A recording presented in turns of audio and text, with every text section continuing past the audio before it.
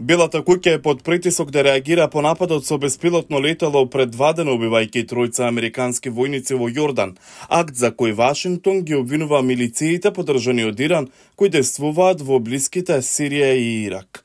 Вчера представници на администрацијата изразија уверување дека Иран стои зад нападот, но не дадоа детали, ниту пак официјалните лица би го кажале нивниот следен потек.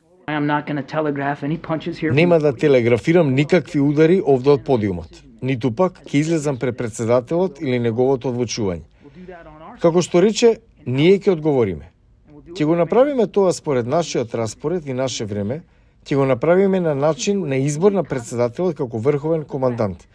Исто така, ќе ги направиме целосно свесни за фактот оние групи, поддржани од Техеран, што туку ги одзедоа животите на американските војници. Кирби рече дека едно нешто е јасно. Ние не бараме војна со Иран.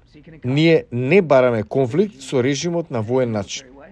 Иранските власти вчера ја отфрли одговорноста. Не бараме тензии дури и со Америка внатре или надвор во регионот. Исламската република Иран сериозно верува во политички решенија за меѓународни и регионални спорови.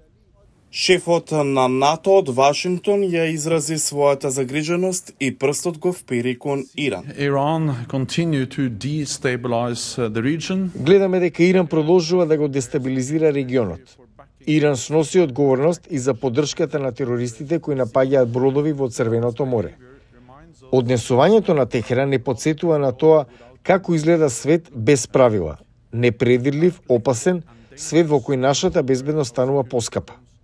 Исто така јасно е дека овој напад е дел од последиците од тековната војна операција на Израел во Газа, откако милитантната група Хамас изврши напад врз цивили на 7 октомври. За аналитичарите, уште една работа е јасна. Јасно е дека стратегијата на САД, ако ја има од пред 3 месеци, да не дозволиме регионалните тензии да ескалираат, таа стратегија не успеа.